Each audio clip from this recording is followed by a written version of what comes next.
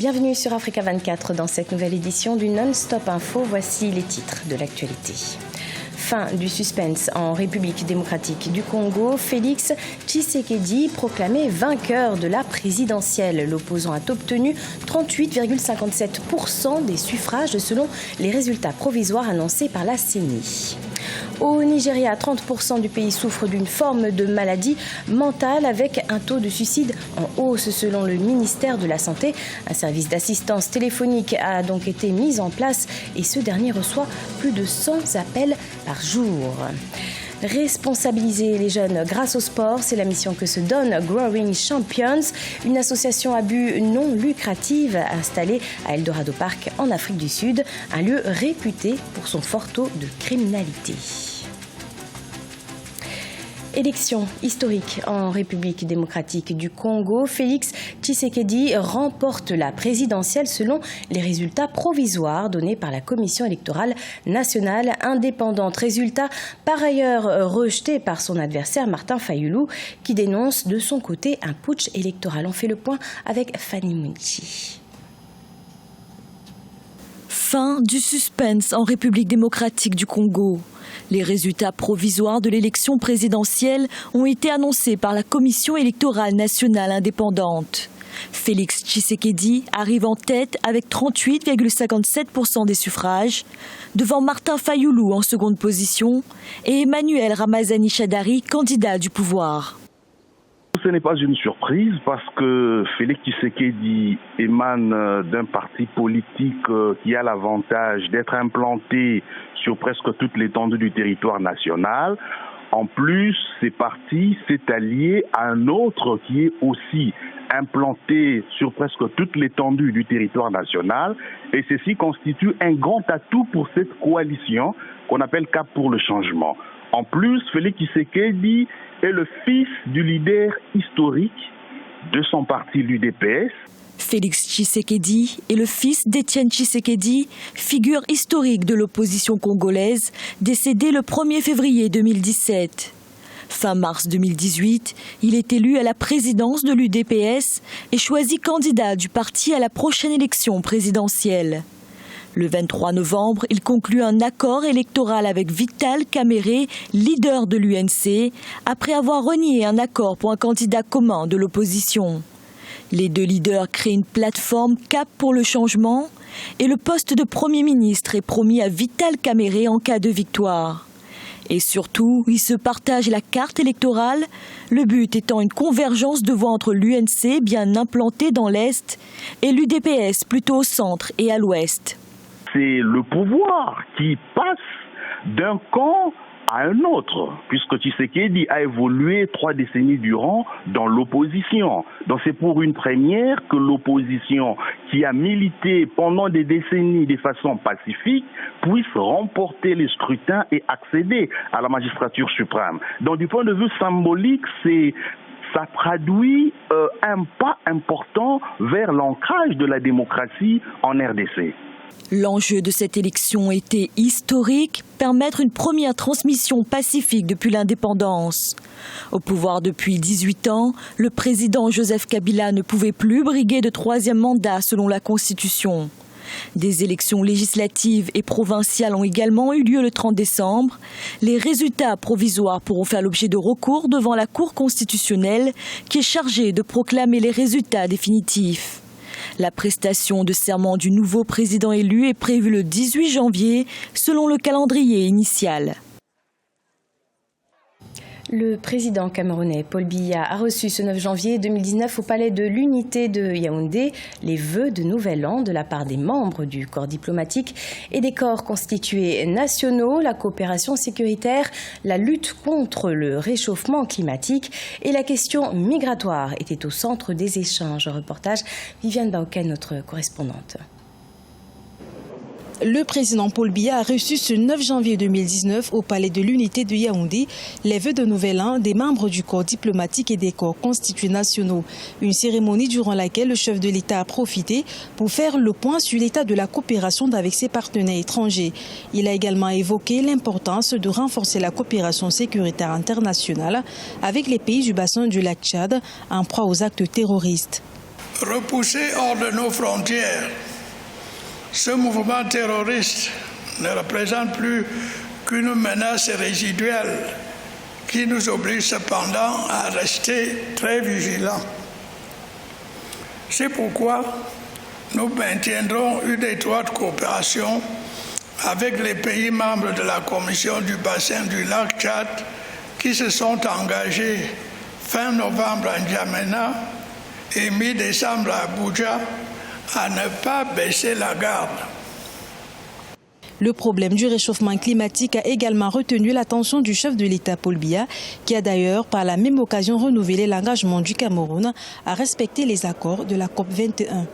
Le réchauffement climatique continue de faire l'objet de vives discussions, même si une large majorité, dont fait partie le Cameroun, reste fidèle aux décisions de la COP21.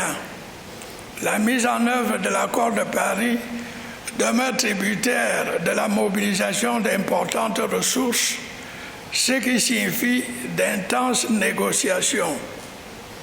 Les dernières en date qui ont eu lieu dans le cadre de la COP24 en Pologne ont finalement abouti à un accord.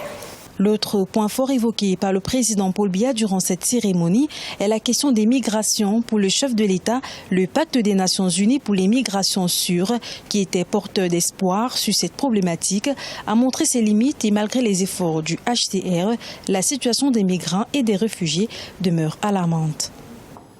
La 12e édition du Forum des opérateurs pour la garantie de l'émergence économique en Afrique se prépare. Ce rendez-vous économique devenu incontournable se tiendra les 18 et 19 janvier à Dakar au Sénégal. Objectif de ce forum, relier les investisseurs mondiaux aux marchés africains. Vina Nodin. La 12e édition du forum FOGECA se déroulera les 18 et 19 janvier 2019 à Dakar, au Sénégal. Transformer l'Afrique, telle est l'ambition d'Amadou Diane, le président de ce forum des opérateurs pour la garantie de l'émergence économique en Afrique.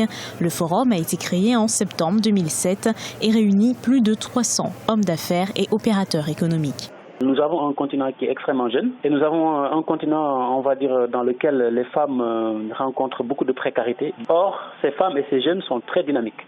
Elles présentent des projets, mais ces projets parfois ne sont pas financés et pris en charge. Donc, si on arrive à lever plus de financement pour ces deux catégories de la population, ça peut permettre à l'économie de se densifier et ça peut permettre une véritable création de richesses qui vont garantir une émergence effective de nos pays. Des efforts mis en synergie pour le développement du continent africain, un travail commun qui touche tous les secteurs d'activité, de l'agriculture, l'éducation, la santé, le commerce, en passant par l'infrastructure, l'énergie et les télécommunications.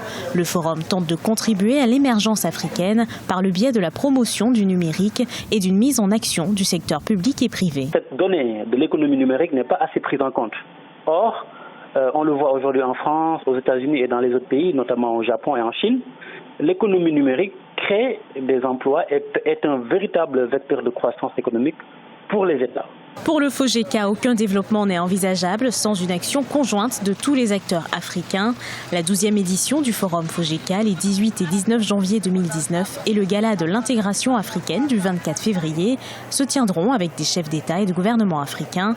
L'objectif visé est de connecter tous les investisseurs mondiaux au marché africain. Focus à présent sur Owa Wefo. Cette Nigériane est à la tête d'une association qui vient en aide aux victimes. Son service d'assistance téléphonique est très sollicité, près de 100 appels par jour. Un engagement reconnu au niveau national mais aussi à l'international. Ange Bijou Nomenio. Owa a été diagnostiquée bipolaire en 2015 après avoir été victime d'une agression sexuelle. Au début, elle était incapable d'en discuter avec sa famille et les centres de santé n'y ont rien donné. Aujourd'hui, elle est à la tête d'un groupe de déficients mentaux qui partagent leur expérience et leur vécu de tous les jours. Je me souviens avoir eu une conversation avec une de mes amies au Royaume-Uni. Elle m'a dit qu'elle dirigeait un groupe de soutien semblable au nôtre. Ces groupes de soutien interviennent sur plusieurs thématiques et ça a un bon impact sur les gens. Les résultats du groupe ont poussé Owa à créer un service d'assistance téléphonique pour les malades mentaux. Toutefois, elle rencontre de nombreuses difficultés dans son travail compte tenu du caractère tabou que revêt ce sujet au Nigeria. C'est un état d'esprit, un problème de croyance, un conditionnement de croyances et de valeurs profondément ancrées qui ont une influence sur notre réalité et qui nous permettent de surmonter les obstacles. Au Nigeria, les gens ne cherchent pas vraiment de l'aide. Certains meurent en silence et d'autres pensent qu'ils peuvent prier pour régler le problème et guérir. Selon le ministère nigérian de la Santé, 30% du pays souffrait d'une forme de maladie mentale et le taux de suicide national était en hausse. Grâce au service d'assistance téléphonique, OWA reçoit moins 100 appels par jour. Elle a reçu de nombreux éloges au niveau national et international pour ses efforts. À la découverte de Eldorado Park, banlieue située à Johannesburg, en Afrique du Sud, où s'est installée l'association Growing Champions. Une association qui vise à responsabiliser les jeunes à travers la pratique du sport, mais surtout grâce au football. Découverte avec Marcel Farba-Maroun. Nous sommes à Eldorado Park, banlieue de la province du Gauteng à Johannesburg, la plus grande ville sud-africaine. Ici, les fléaux sont nombreux. Drogue, guerre des gangs, violence communautaire et conjugale. Et c'est pourtant dans un tel contexte que Growing Champions, un organisme à but non lucratif, s'est implanté dans cette zone pour tenter de venir en aide aux jeunes victimes de ces fléaux. Objectif, les responsabiliser à travers le football. Par le biais du sport, nous offrons un soutien scolaire et des programmes de développement du caractère à ces jeunes. Nous leur enseignons donc comment devenir de bonnes personnes avec une vie intègre.